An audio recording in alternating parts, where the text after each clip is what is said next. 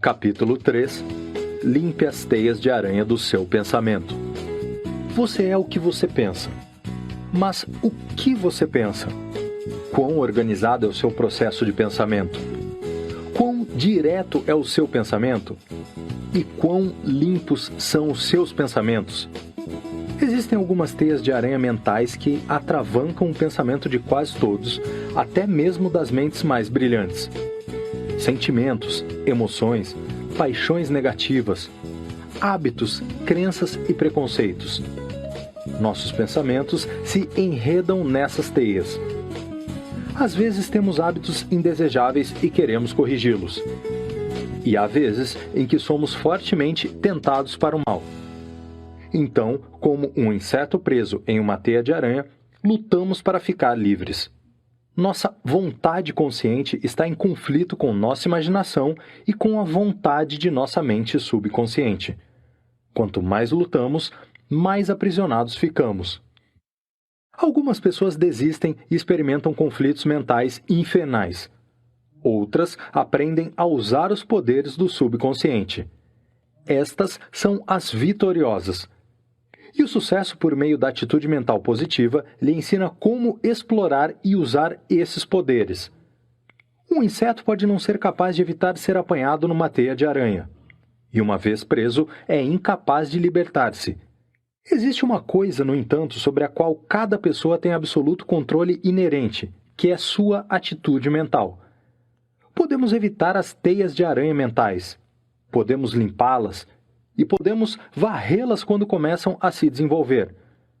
Podemos nos libertar quando enredados. E podemos permanecer livres. Você faz isso por meio de pensamento exato com AMP. Pensamento exato é um dos 17 princípios do sucesso revelados em Atitude Mental Positiva. Para pensar com exatidão, você deve usar a razão. A ciência de raciocínio ou pensamento exato chama-se lógica. Pode-se aprender em livros escritos especificamente sobre esse assunto, tais como The Art of Clear Thinking, de Rudolf Flesch, Your Most Enchanted Listener, de Wendell Johnson, Introdução à Lógica, de Irving Cope, e The Art of Straight Thinking, de Edwin Levitt Clark. Esses livros podem ser de imensa ajuda prática. Mas não agimos apenas pela razão. E a ação baseada no senso comum é o resultado de mais que razão apenas. Depende de hábitos de pensamento e ação, intuições, experiências e outras influências, tais como tendências e ambiente. Uma das teias de aranha do nosso pensamento é supor que agimos apenas pela razão, quando na realidade cada ato consciente é resultado de fazer o que queremos. Tomamos decisões. Ao raciocinarmos, há uma tendência para chegarmos a conclusões favoráveis sobre os fortes impulsos internos de nossa mente subconsciente. E essa tendência existe em todos, até mesmo nos grandes pensadores e filósofos. Em 31 a.C., um filósofo grego que vivia em uma cidade no mar Egeu queria ir para Cartago. Ele era professor de lógica, portanto, contemplou razões a favor da viagem e razões contrárias. Para cada razão pela qual deveria ir, ele descobriu que existiam muitas razões mais para não ir. Claro que ele ficaria mareado. O barco era tão pequeno que uma tempestade poderia colocar sua vida em risco. Piratas com embarcações velozes estavam à espera para saquear navios mercantes na costa de Trípoli. Se seu navio fosse capturado, eles levariam seus bens materiais e o venderiam como escravo. A prudência indicava que ele não deveria fazer a viagem. Mas ele fez. Por quê? Porque ele quis. Acontece que emoção e razão devem estar em equilíbrio na vida de todos. Nenhuma das duas deve exercer o controle sempre. Então, às vezes, é bom fazer o que você quer fazer em vez do que a razão teme. Sobre esse filósofo, ele fez uma viagem muito agradável e voltou para casa em segurança. E houve ainda Sócrates, o grande filósofo ateniense que viveu entre 470 a.C. e 399 a.C. Ele entrou para a história como um dos pensadores mais proeminentes de todos os tempos. Sábio como Sócrates era, havia teias de aranha em seu pensamento também. Quando jovem, Sócrates apaixonou-se por Xantipa. Ela era muito bonita. Ele não era bem apessoado, mas era persuasivo. Indivíduos persuasivos parecem ter a capacidade de obter o que querem. Sócrates obteve sucesso em convencer Xantipa a se casar com ele. Você está vendo somente o cisco no olho do outro? Depois que a lua de mel acabou, as coisas não foram muito bem em casa. A esposa começou a ver os defeitos dele, e ele viu os dela. Ele era motivado pelo egoísmo, ele era egoísta. Ela reclamava sempre dele. Sócrates teria dito: "O meu objetivo na vida é lidar bem com as pessoas. Escolhi Xantipa pois sabia que, se conseguisse me dar bem com ela, me daria bem com qualquer um." Isso é o que ele dizia. Mas suas ações desmentem as palavras. É duvidoso que ele tenha tentado se dar bem com mais que umas poucas pessoas. Quando você sempre tenta provar aos outros que eles estão errados, você os repele ao invés de atrair, como Sócrates fez. Todavia, ele disse que aguentava as reclamações de Xantipa em favor da autodisciplina, mas teria desenvolvido verdadeira autodisciplina caso tivesse tentado compreender sua esposa e influenciá-la por meio da mesma atenção sensível e das expressões de amor usadas para persuadi-la a se casar com ele. Sócrates não viu a viga no seu próprio olho, mas viu o cisco no olho de Xantipa. Claro, ela também não era inocente. O casal era como muitos maridos e esposas são hoje em dia. Depois do casamento, deixam de comunicar seus verdadeiros sentimentos de afeto, compreensão e amor um pelo outro. Deixam de empregar as mesmas personalidades e atitudes mentais agradáveis que fizeram do namoro uma experiência tão feliz. Negligência também é uma teia de aranha. Agora, Sócrates não leu atitude mental positiva. Tampouco Xantipa. Caso tivesse lido, ela saberia como motivar o marido para que sua vida doméstica fosse mais feliz. Ela teria visto a viga no próprio olho, em vez do cisco no olho de Sócrates. Teria controlado suas próprias reações e sido sensível às reações do marido. Na verdade, Xantipa poderia até ter provado a falácia da lógica de Sócrates depois que lesse o capítulo 5, intitulado E Algo Mais. Como a história de Sócrates prova que ele viu apenas o cisco no olho de Xantipa, contaremos a de outro jovem. Ele aprendeu a ver a viga no seu próprio olho. Mas antes, vamos ver como se desenvolve o hábito de reclamar. Veja, quando sabe a causa de um problema, você pode muitas vezes evitá-lo, ou pode encontrar sua própria solução para esse problema, caso já esteja às voltas com ele. Em A Linguagem no Pensamento e na Ação, S.I. Hayakawa escreveu: a fim de curar o que ela acredita ser os defeitos do marido, uma esposa pode reclamar dele. Os defeitos dele pioram, então ela reclama um pouco mais. Naturalmente, os defeitos dele ficam ainda piores e ela reclama ainda mais. Governada por uma reação fixa ao problema dos defeitos do marido, ela pode enfrentar aquilo de um só jeito. Quanto mais continua, pior fica. Até que ambos ficam com os nervos em frangalhos, o casamento deles é destruído e suas vidas são despedaçadas. Mas e quanto ao jovem? Na primeira noite de uma turma de AMP, a Ciência do Sucesso, foi perguntado a ele: por que está fazendo este curso? Por causa da minha esposa, respondeu. Muitos dos alunos riram, mas não o instrutor.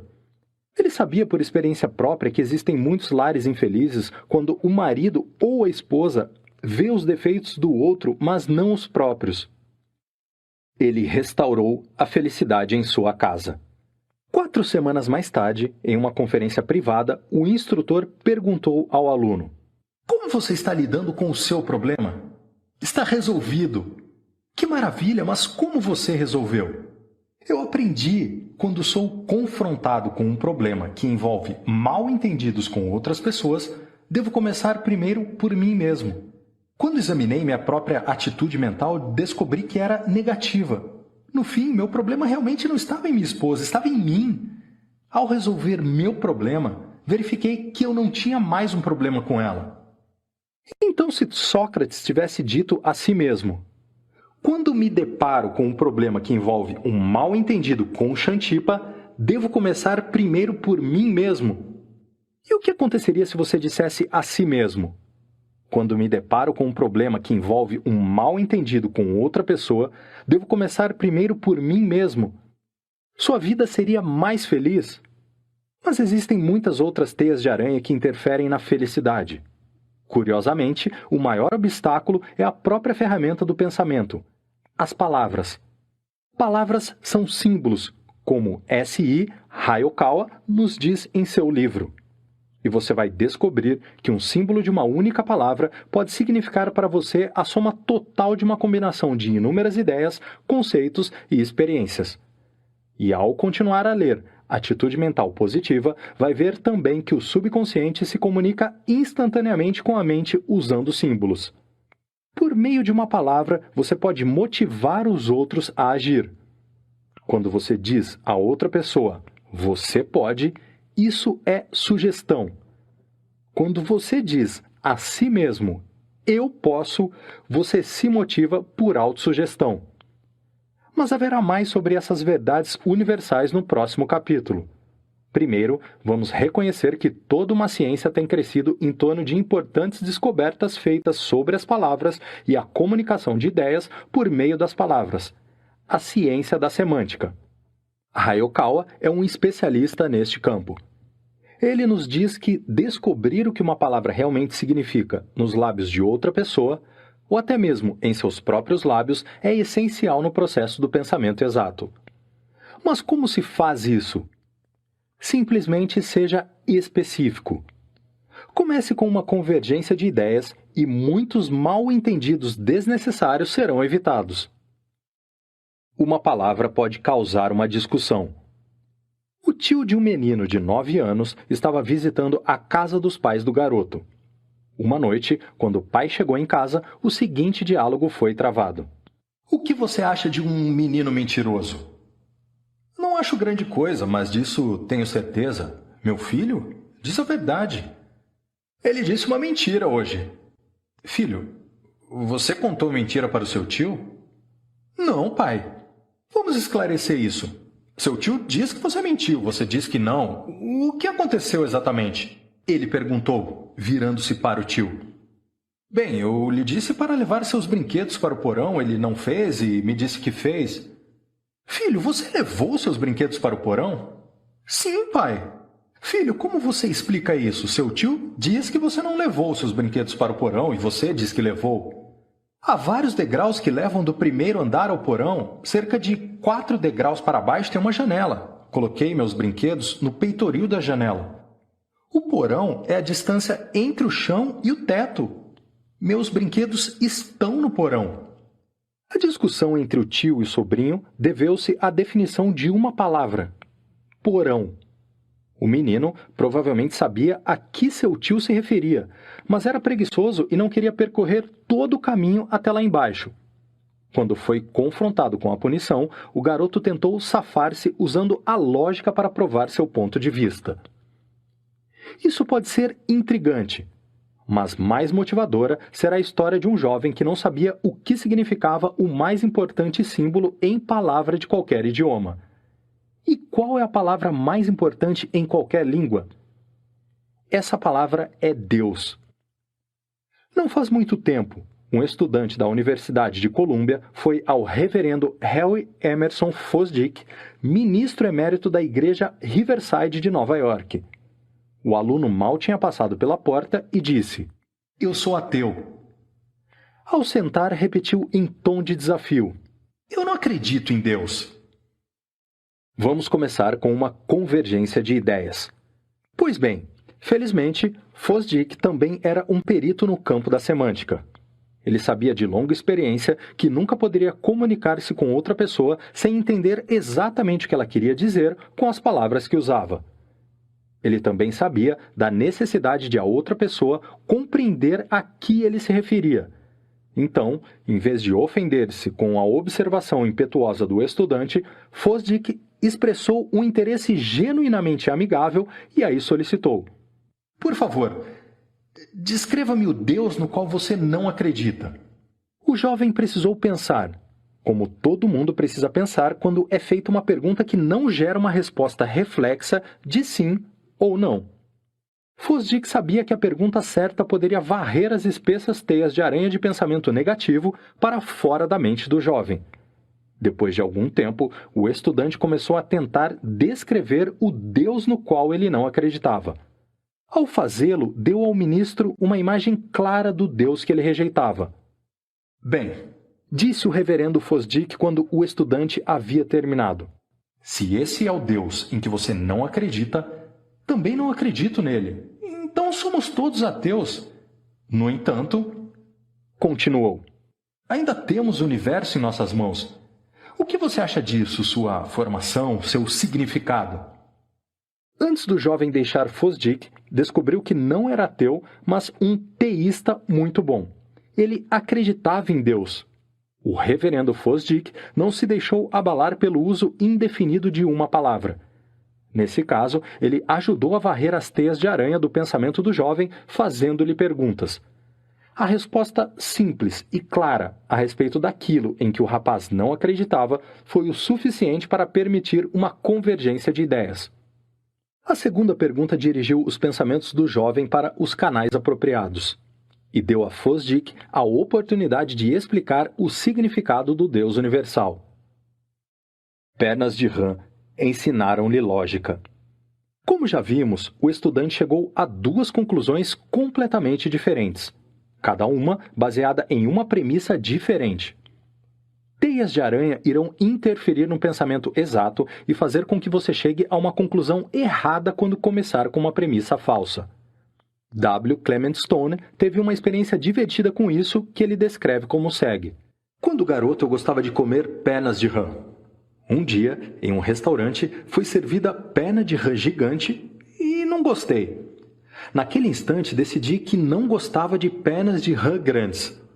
Alguns anos depois, estava em um restaurante fino em Louisville, Kentucky, e vi pernas de rã no menu. Minha conversa com o garçom foi assim: "São pernas de rã pequenas?" "Sim, senhor." "Tem certeza? Eu não gosto das grandes." "Sim, senhor." "Se forem pequenas, para mim será ótimo." "Sim, senhor." Quando o garçom trouxe a entrada, vi que eram pernas de rã gigantes. Fiquei irritado e disse: "Não são pernas de rã pequenas." "São as menores que conseguimos encontrar, senhor," respondeu o garçom. Ao invés de ser desagradável, comi as pernas de rã e gostei tanto que desejei que tivessem sido maiores. Aprendi uma lição de lógica. Ao analisar o assunto, percebi que minhas conclusões sobre os méritos de pernas de rã pequenas e grandes tinham sido baseadas na premissa errada. Não era o tamanho das pernas de rã que as tornavam desagradáveis. O fato foi que as pernas de rã gigantes, que comi pela primeira vez, não estavam frescas.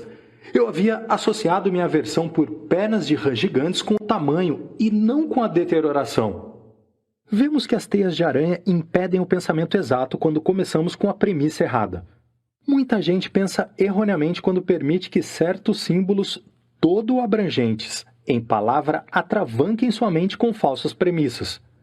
Palavras ou expressões como sempre, somente, nunca, nada, tudo, todos, ninguém, não pode, impossível ou, muito frequentemente, são premissas falsas.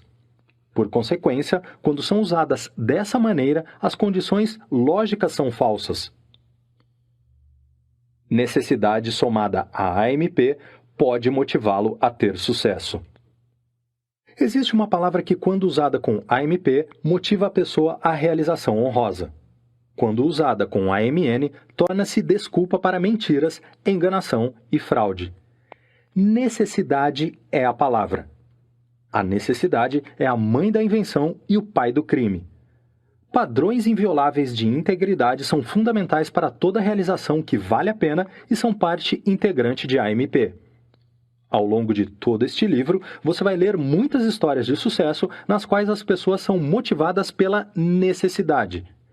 E em cada um desses casos, vai verificar que as pessoas alcançaram sucesso sem transgredir um padrão inviolável de integridade. Lee Braxton é um desses homens. Lee Braxton, de Whiteville, Carolina do Norte, era filho de um ferreiro muito esforçado. Ele era o 10º filho de uma família de 12. Então você pode dizer, comentou Braxton, que travei conhecimento com a pobreza no início da vida. Por meio de trabalho duro, consegui terminar o 6º ano na escola. Engraxei sapatos, entreguei mantimentos, vendi jornais, trabalhei em uma fábrica de meias, lavei automóveis e servi como ajudante de mecânico. Quando se tornou um mecânico, pareceu a Lee que ele tinha subido tanto quanto poderia. Talvez ainda não tivesse desenvolvido a insatisfação inspiradora. A certa altura, se casou. E juntos, ele e a esposa viviam em grande contenção de gastos. Ele estava acostumado com a pobreza, e parecia-lhe impossível quebrar os laços que o seguravam, embora fosse parcamente remunerado e mal sustentasse a família. Os Braxtons já estavam em terrível dificuldade para fazer face às despesas quando, para completar o quadro da derrota, ele perdeu o emprego. Sua casa estava prestes a ser tomada porque Lee não tinha condições de cumprir os pagamentos da hipoteca. Parecia uma situação irremediável. Mas ele era um homem de caráter. Também era um homem religioso e acreditava que Deus é sempre um bom Deus. Então, orou em busca de orientação. Como se em resposta à sua oração, recebeu o livro Quem Pensa Enriquece de um amigo. Esse amigo tinha perdido o emprego e a casa na depressão, mas ficara motivado para recuperar sua fortuna depois de ler Quem Pensa Enriquece. Agora, Lee estava pronto. Ele leu o livro vez após vez. Estava em busca de sucesso financeiro. Disse para si mesmo: parece-me haver algo que devo fazer. Preciso acrescentar algo. Nenhum livro fará isso por mim. A primeira coisa que devo fazer é desenvolver uma atitude mental positiva em relação às minhas habilidades e minhas oportunidades.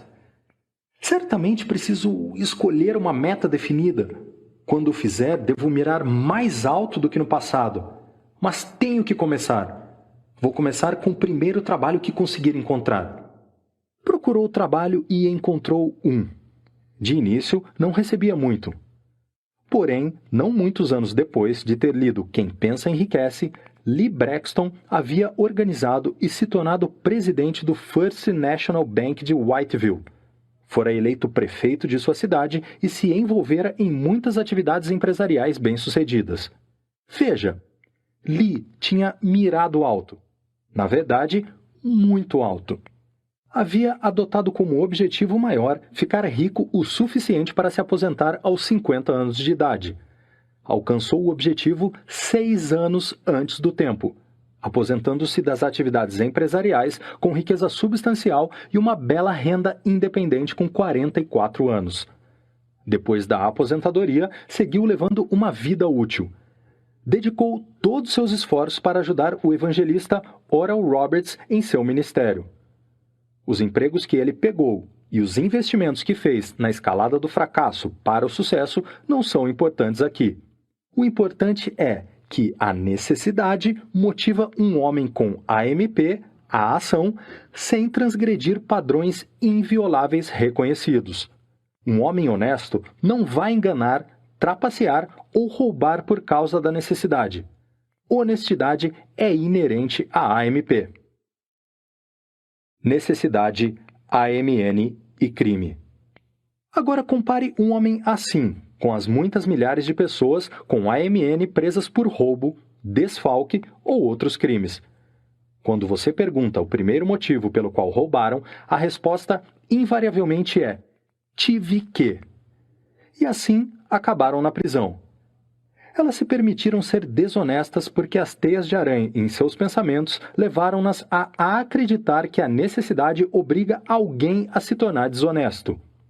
Há alguns anos, enquanto fazia aconselhamento pessoal na biblioteca da Penitenciária Federal de Atlanta, Napoleon Hill manteve várias conversas confidenciais com Al Capone. Em uma dessas conversas, o autor perguntou: "Como você começou na vida do crime?" Capone respondeu com uma palavra: necessidade. Então vieram-lhe lágrimas aos olhos e ele engasgou. Começou a contar algumas das coisas boas que tinha feito e os jornais nunca haviam mencionado. Claro, essas coisas pareciam insignificantes em comparação com o mal que é atribuído a ele. Aquele homem infeliz desperdiçou a vida, destruiu sua paz mental, minou seu corpo físico com uma doença mortal e espalhou medo e desastre no caminho que seguiu.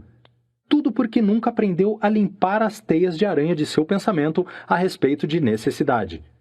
E quando Capone contou de suas boas ações, dando a entender que compensavam em grande medida os erros cometidos, ele indicou claramente outra teia de aranha que o impedia de pensar com exatidão. Embora um homem possa neutralizar o mal feito por meio de arrependimento verdadeiro, seguido por uma vida de boas ações, Capone não era esse tipo de homem. Mas havia um homem assim. Ele foi um adolescente problemático. No entanto, sua mãe nunca perdeu a esperança, apesar de muitas de suas orações específicas para ele parecerem sem resposta. Ela nunca perdeu a fé, independentemente das escapadas ou dos delitos do filho. Ele era um filho adolescente problemático. Esse jovem se tornou um filho adolescente problemático educado, intelectual, apaixonado e sensual. Ele tinha orgulho em ser o primeiro, mesmo no mal. Dizem que desobedeceu aos pais e professores, mentiu e enganou, cometeu furtos, trapaceou no jogo, entregou-se a excessos alcoólicos e sexuais. Todavia, por causa dos constantes e sérios apelos da mãe para corrigir seus caminhos, lutou para encontrar a si mesmo antes de chegar ao ponto mais baixo de sua vida moral. Às vezes, ele ficava cheio de vergonha por saber que homens com menos educação eram capazes de resistir às tentações que ele se considerava impotente para resistir. Como tinha instrução e estava procurando, estudou a Bíblia e outros livros inspiradores de sua época. Mesmo assim, perdeu muitas batalhas para si mesmo. E então, um dia, ganhou a batalha que virou a maré para sua vitória pessoal. Isso acontece quando uma pessoa continua tentando. Durante um período de remorso, quando foi subjugado pela autocondenação, ouviu uma conversa em que uma voz disse: "Pegue e leia." Ele foi até o livro mais próximo, abriu e leu: "Andemos honestamente como de dia, não em orgias e bebedices, não em impudicícias e dissoluções, não em contendas e ciúmes, mas revesti-vos do Senhor Jesus Cristo e não vos preocupeis com a carne para não excitardes as suas cobiças." Acontece muitas vezes. Depois que alguém sofre uma grave derrota em uma batalha pessoal consigo mesma, nesse ponto ela pode ficar pronta. O remorso pode ser tão emotivo e sincero que ela fica motivada para tomar medidas imediatas e, pela perseverança, faz a mudança que a mantém na estrada para uma vitória completa. Agora, esse jovem estava pronto. E uma vez tomada a decisão irrevogável, teve paz mental. Ele acreditou que o poder divino iria ajudá-lo a superar os pecados contra os quais ele anteriormente havia lutado em vão e desenvolveu uma espiritualidade profunda. Sua vida subsequente provou isso por resultados. O jovem dedicou-se a Deus e ao serviço para seus semelhantes. Por causa do que ele tinha sido e do que se tornou, é considerado o homem com uma das mais poderosas influências em dar esperança aos desesperados. Agostinho era o nome dele, e tornou-se um santo. É bem sabido que o poder da Bíblia tem sido instrumental na mudança das atitudes, até mesmo de humanos degradados, de negativas para positivas. E por causa do poder especial da palavra escrita, eles são inspirados a limpar as teias de aranha de seu pensamento. Assim, tornam-se limpos em pensamento e hábito. Muitos, como Santo Agostinho, foram movidos por arrependimento profundo, e, a exemplo dele, se motivaram a dedicar suas vidas a serviço de Deus e da humanidade. Muitos grandes evangelistas ascenderam dessas fileiras. Agora, existem certas pessoas boas, de forte fé religiosa, que também leem suas Bíblias, mas nos dizem: não tente interferir com Deus, quando recomendamos outros livros inspiradores. Teias de aranha impedem-nas de tentar extrair o bem onde quer que ele possa ser encontrado. Não tente interferir com Deus. Essas boas pessoas temem que seja um sacrilégio ousar explorar os poderes da mente que Deus lhes deu, escolher, planejar e controlar o futuro. Muitos livros de inspiração são escritos para motivar o leitor a direcionar seus pensamentos, controlar suas emoções e ordenar o seu destino. E, com frequência, ajudam-no a compreender as verdades da Bíblia. Isso é verdade, por exemplo, no caso de um best-seller de não-ficção como O Poder do Pensamento Positivo. Em seu livro, Norman Vincent Peale empenha-se em motivar o leitor a aprimorar-se. Para fazer isso, cita diretamente o bom livro no qual essas pessoas acreditam.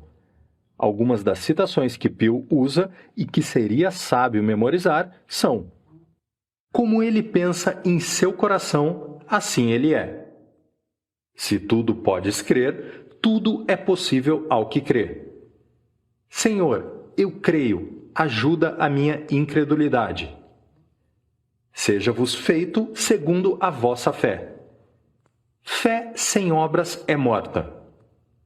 Tudo o que pedirdes, orando, crede que o recebereis e tê-lo-eis. Se Deus é por nós, quem será contra nós? Pedi e dar-se-vos-á, buscai e achareis, batei e abrir-se-vos-á. Você acabou de ver várias teias de aranha mentais que destacamos para você. Algumas delas são: 1.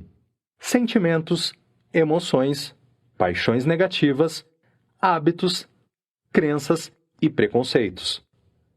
2. Ver somente o cisco no olho do próximo.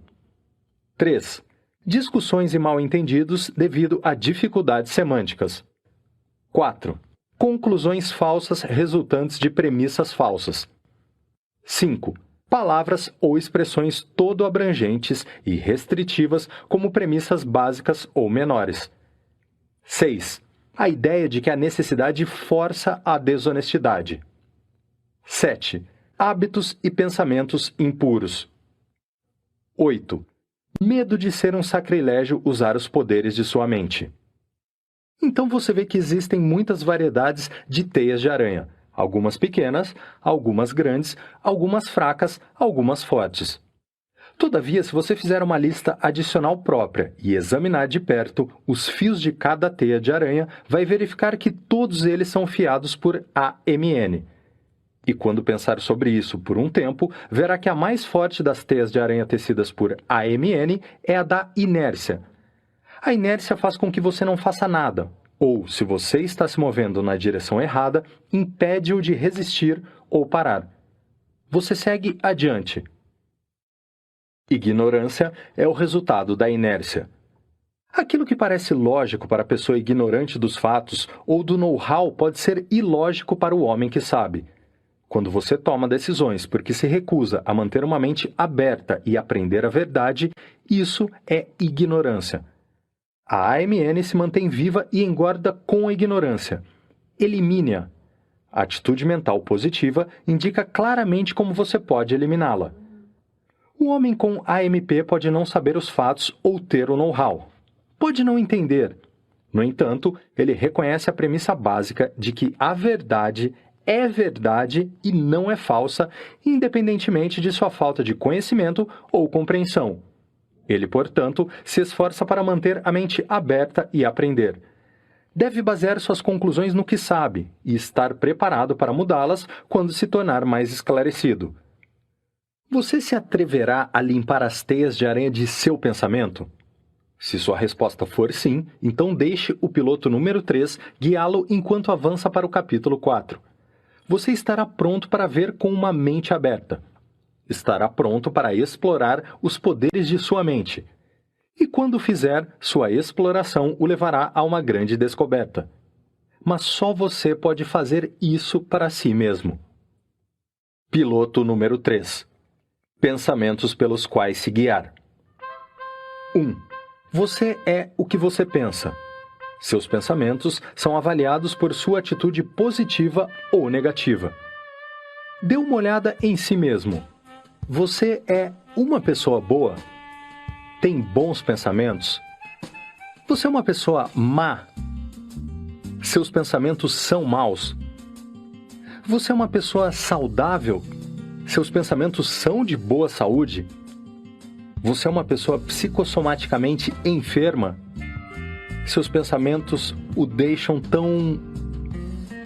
Você é uma pessoa rica? Seus pensamentos são de riqueza? Você é uma pessoa pobre? Seus pensamentos são de pobreza? 2. Sentimentos, emoções, paixões negativas, preconceitos, crenças, hábitos. Você limpa essas teias de aranha mentais virando seu talismã de AMN para AMP. 3. Você pode limpar as teias de aranha de paixões, emoções, sentimentos, tendências, preconceitos, crenças e hábitos negativos virando seu talismã invisível de AMN para AMP. Você aprenderá como ao reagir ao que ler em atitude mental positiva. 4. Quando depara com um problema que envolve um desentendimento com outras pessoas, você deve primeiro começar por si mesmo. 5. Uma palavra pode causar uma discussão, desenvolver mal-entendido, gerar infelicidade e acabar em desgraça. Uma palavra com AMP, quando comparada à mesma palavra com AMN, provoca efeitos opostos. Uma palavra pode trazer paz ou guerra, sim ou não, amor ou ódio, integridade ou desonestidade. 6. Vamos começar com uma convergência de ideias. Quando o reverendo Fosdick provocou uma convergência de ideias, o jovem concluiu que não era ateu, ele acreditava em Deus.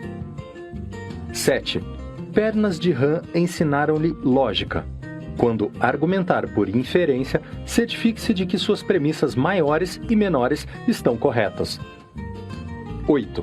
Palavras todo abrangentes e restritivas, tais como sempre, somente, nunca, nada, tudo, todos, ninguém, não pode, impossível, devem ser eliminadas como premissas de raciocínio até você ter certeza de que estão corretas. 9. Necessidade é a palavra. A necessidade motiva-o a realizações elevadas por meio da honestidade e integridade pessoais, ou a necessidade motiva-o a tentar obter resultados por meio de fraude ou desonestidade? 10. Um filho adolescente problemático. Você pode conhecer um, mas não perca a esperança. Ele pode não se tornar um santo, mas um dia pode fazer o mundo dele e o seu um lugar melhor para se viver. 11. Dirija seus pensamentos. Controle suas emoções. E ordene seu destino. Memorize e repita frequentemente os automotivadores da Bíblia citados anteriormente. 12. Aprenda a separar fatos de ficção. Em seguida, aprenda a diferença entre fatos importantes e fatos sem importância. Dirija seus pensamentos com AMP para controlar suas emoções e ordenar seu destino.